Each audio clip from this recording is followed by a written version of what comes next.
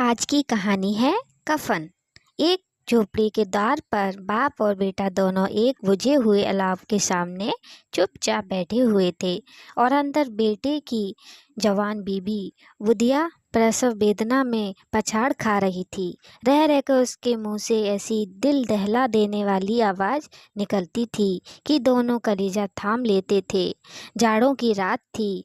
प्रकृति सन्नाटे में डूबी हुई। सारा गांव अंधकार में लय हो गया था। घीसू ने कहा, मालूम होता है बचेगी नहीं। सारा दिन दौड़ते हो गया। जा देख तो आ। माधव चिढ़कर बोला, मरना ही है तो जल्दी मर क्यों नहीं जाती? देख कर क्या करूं? तू बड़ा बेदर्द है बे। साल भर जिसके साथ सुख चैन से रहा, उसी के साथ इतनी बेवफाई। मुझसे तो उसका तड़पना और हाथ पांव पटकना नहीं देखा जाता। चमारों का कुनबा था और सारे गांव में बदनाम। घिसू एक दिन काम करता तो 3 दिन आराम करता। माधव इतना कामचोर था कि आध घंटे काम करता तो घंटे भर चिलम पीता। इसलिए उन्हें कहीं मजदूरी नहीं मिलती थी। घर में मुट्ठी भर भी अनाज मौजूद हो तो उनके लिए काम करने की कसम थी। जब 2-4 फाके हो जाते तो घीसू पेड़ पर चढ़कर लकड़ियाँ तोड़ लाता और माधव बाजार से बेच लाता। और जब तक वह पैसे रहते तो दोनों इधर उधर मारे मारे फिरते।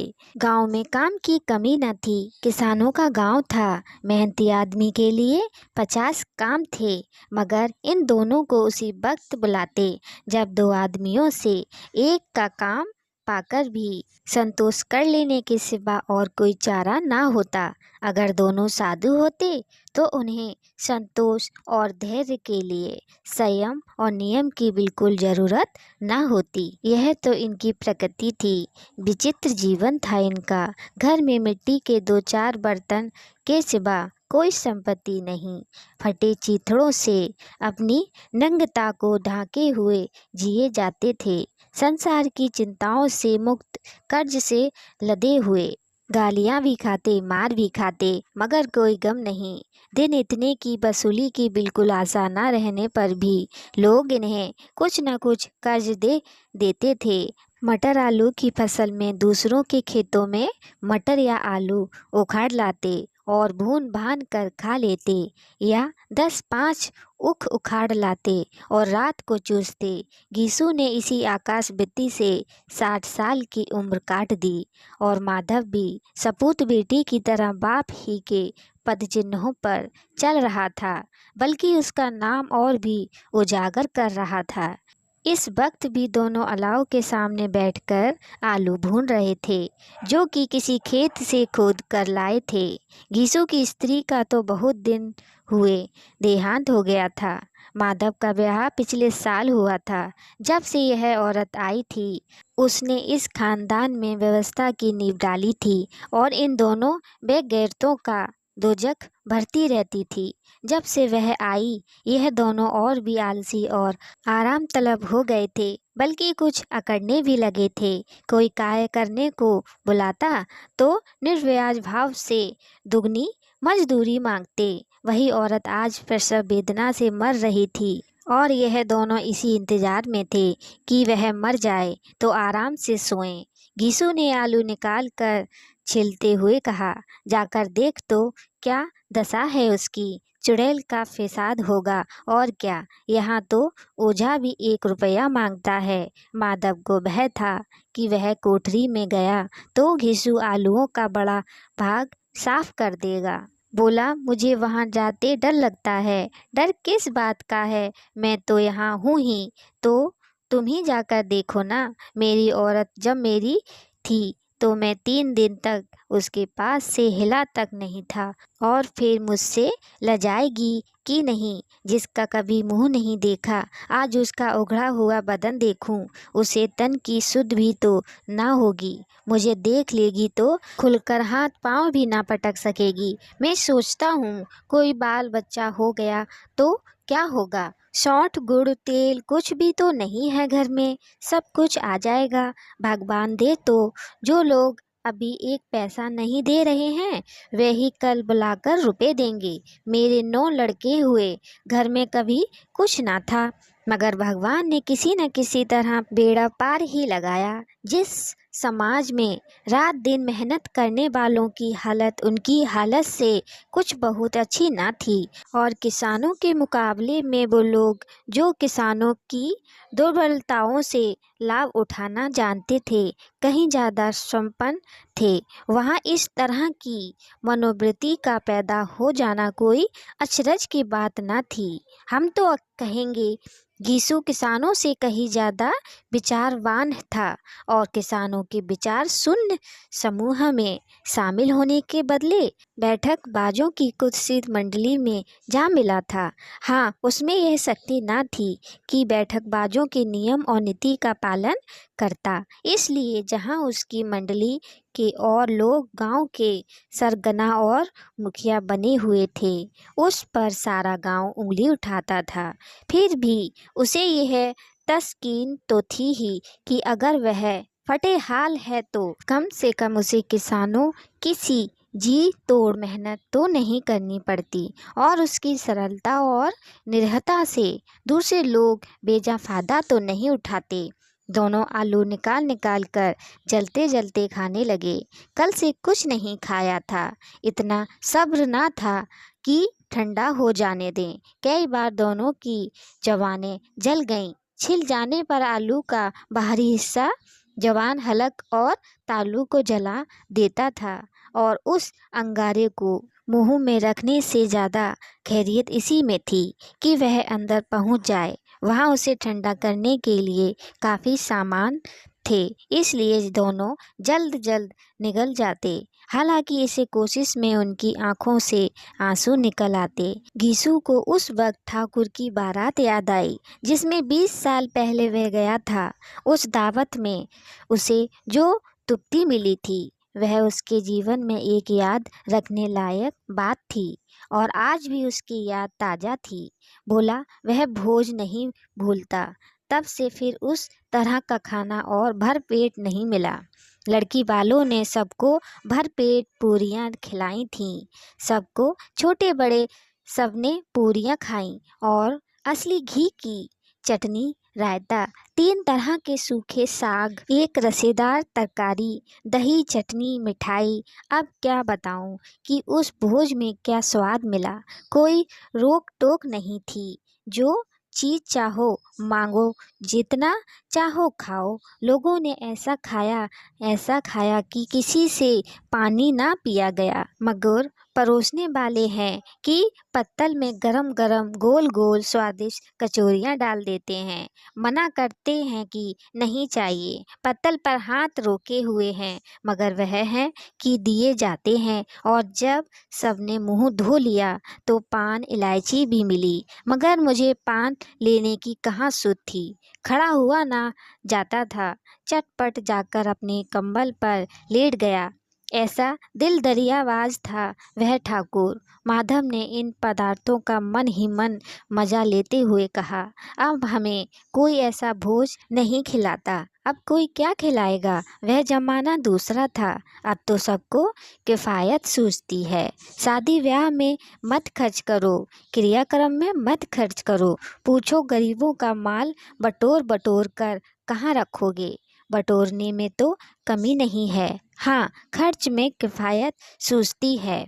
तुमने 20 पूरियां खाई होंगी, 20 से ज़्यादा खाई थी। मैं 50 खा जाता, 50 से कम मैंने ना खाई होंगी। अच्छा पक्का था, तू तो मेरा आधा भी नहीं है।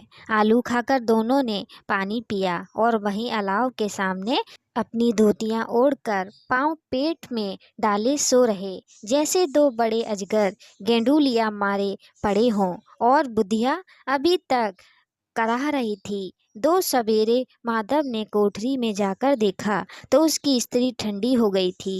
उसके मुंह पर मक्खियां भिनक रही थीं। पथराई हुई आंखें ऊपर टंगी हुई थीं। सारी देह धूल से लथपथ हो रही थी। उसके पेट में बच्चा मर गया था। माधव भागा हुआ गीसू के पास आया। फिर दोनों जोर जोर से हाय हाय करने और छाती पीटने लगे। पड़ोस वालों ने यह रोना धोना सुना तो दौड़े हुए आए और पुरानी मर्यादा के अनुसार इन अभागों को समझाने लगे, मगर ज़्यादा रोने पीटने का अवसर न था। कफन की और लकड़ी की फिक्र करनी थी। घर में तो पैसा इस तरह गायब था जैसे चील के घोंसले में मांस। बाप बेटे रोते हुए गांव के जमींदार के पास गए। वह इन दोनों की सूरत से नफरत करते थे। कई बार इन्हें अपने हाथों से पीट चुके थे, चोरी करने के लिए, वादे पर काम ना करने के लिए। पूछा, क्या है वह घिसुआ, रोता क्यों है? अब तो तू कहीं दिखलाई भी नहीं देता, मालूम होता है इस गांव में रहना नहीं चाहता। घिसू ने जमीन पर सिर रखकर आंखों में आंसू भरे हुए कहा, सरकार, बड़ी विपत्ति में हूँ। माधव की घर वाली रात को गुजर गई। रात भर तड़पती रही सरकार। हम दोनों उसके सिरहाने बैठे रहे। दवा दारू जो कुछ हो सका सब कुछ किया। मुद्दा वह हमें दगा दे गई। अब कोई एक रोटी देने वाला भी ना रहा। मालिक तबाह हो गए, घर उजड़ गया। आपका गुलाम हूँ। अब आपके सिवा कौन उसकी मिट्टी पार लगाएगा? हमारे हाथ में तो जो कुछ था वह सब तो दवा दारू में उठ गया। सरकार ही की दया होगी तो उसकी मिट्टी उठेगी। आपके सिवा किसके द्वार पर जाऊं? जमींदार साहब दयालु थे, मगर घिसू पर दया करना काले कमल पर रंग चढ़ाना था। जी में तो आया, कह दे चल दूर हो यहाँ से। यूं तो बुलाने से भी नहीं आता, आज जब गरज पड़ी तो आकर खुशामद कर रहा है। हरामखोर कहीं का बदमाश। लेकिन यह क्रोध या दंड देने का अवसर न था। जी में कुर्ते हुए 2 रुपए निकालकर फेंक दिए, मगर सांत्वना का एक शब्द भी मुंह से ना निकला। उसकी तरफ ताका तक नहीं, जैसे सिर का बोझ उतारा हो। जब जमींदार साहब ने 2 रुपए दिए तो गांव के पनिये महाजनों को इनकार का साहस कैसे होता। घिसू जमींदार का नाम का ढिढोरा भी पीटना खूब जानता था। किसी ने 2 आने दिए, किसी ने 4 आने। 1 घंटे में घिसू के पास 5 रुपए की अच्छी रकम जमा हो गई। कहीं से अनाज मिल गया, कहीं से लकड़ी, और दोपहर को घिसू और माधव बाजार से कफन लाने चले। इधर उधर बांस वांस काटने लगे। गांव की नर्म दिल स्त्रियां आ आकर लाश देखती और उसकी बेकसी पर 2 बूंद आंसू गिराकर चली जाती थीं। 3 बाजार में पहुंचकर घिसू बोला, लकड़ी तो उसे जलाने भर को मिल गई है, क्यों माधव?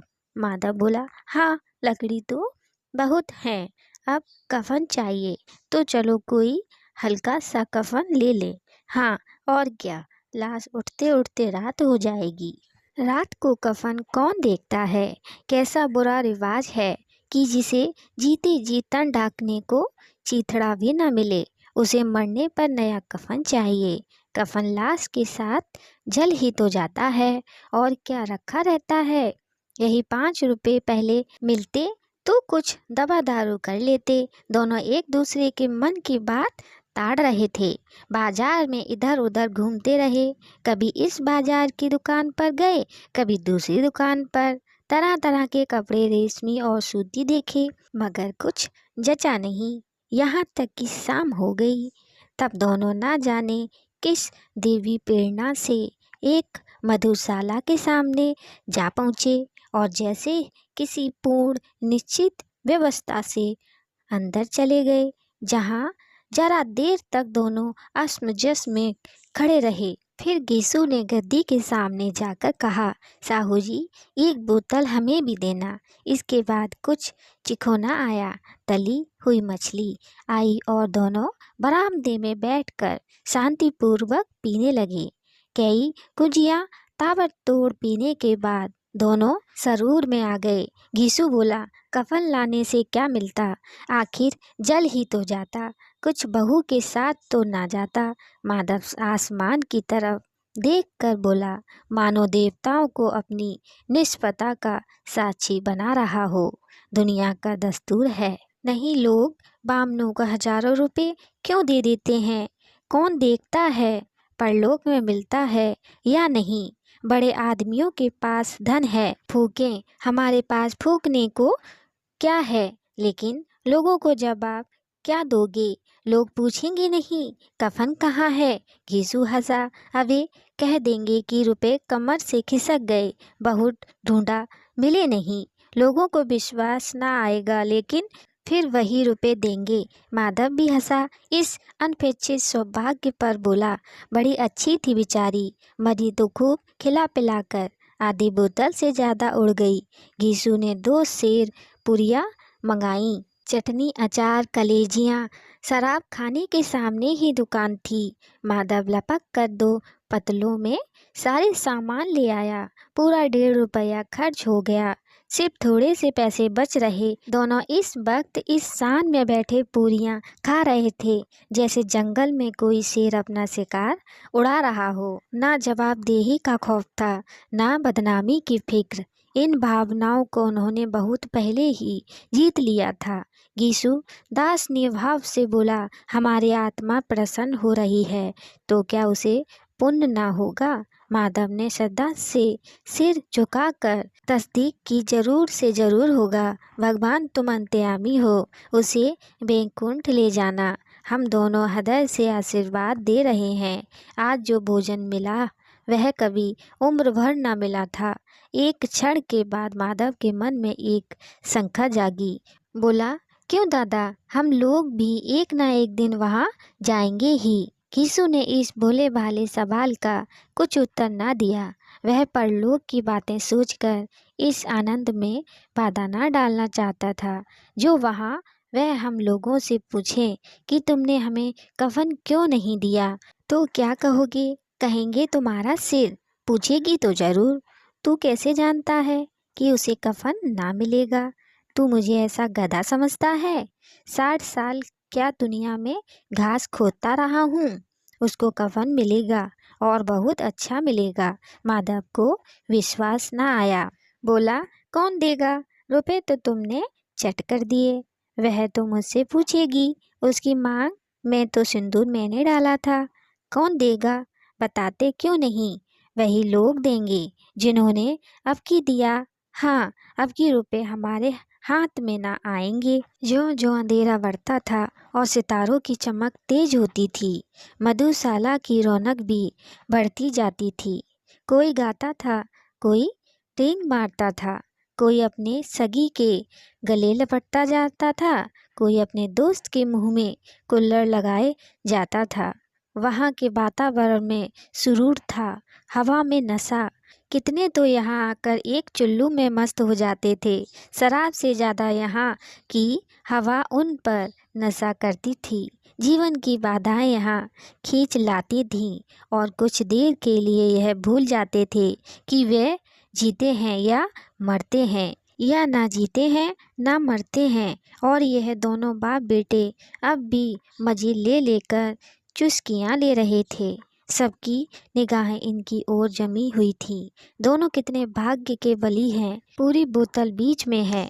भरपेट खाकर माधव ने बची हुई पूरियां का पत्तल उठाकर एक भिखारी को दे दिया, जो खड़ा इनकी ओर भूखी आंखों से देख रहा था और देने को गौरव, आनंद और उल्लास का अपने जीवन में पहली बार अनुभव किया।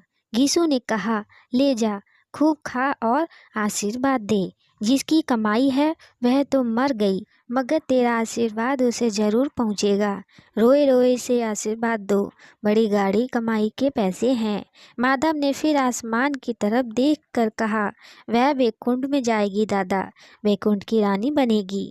घीसू खड़ा हो गया और जैसे उल्लास की लहरों में तैरता हुआ बोला, हाँ बेटा, वैकुंठ में जाएगी। किसी को सताया नहीं, किसी को दबाया नहीं, मरते मरते हमारी जिंदगी की सबसे बड़ी लालसा पूरी कर गई। वह ना वैकुंठ जाएगी तो क्या ये मोटे मोटे लोग जाएंगे, जो गरीबों को दोनों हाथों से लूटते हैं और अपने पाप को धोने के लिए गंगा में नहाते हैं और मंदिरों में जल चढ़ाते हैं। श्रद्धालुता का यह रंग तुरंत ही बदल गया। अस्थिरता नशे की खासियत है। दुख और निराशा का दौरा हुआ। माधव बोला, मगर दादा बेचारी ने जिंदगी में बड़ा दुख भोगा, कितना दुख झेल कर मरी। वह आंखों के हाथ रख कर रोने लगा। चीखे मार मार कर घीसू ने समझाया, क्यों रो रहा है बेटा, खुश हो कि वह माया जाल से मुक्त हो गई, जंजाल से छूट गई। बड़ी भाग्यवान थी जो इतनी जल्द माया मोह के बंधन तोड़ गई। और दोनों खड़े होकर गाने लगे, ठगनी क्यों नैना झमकावे, ठगनी पियक्कड़ों की आंखें इनकी ओर लगी हुई थीं। और यह दोनों अपने दिल में मस्त गाए जाते थे। फिर दोनों नाचने लगे, उछले भी, कूदे भी, गिरे भी, मटके भी, भाव की बनाए अभिनय भी किए और आखिर नशे में मदमस्त होकर वहीं गिर पड़े। तो दोस्तों, कहानी कैसी लगी कमेंट में बताइएगा। लाइक सब्सक्राइब भी ज़रूर करिएगा। धन्यवाद।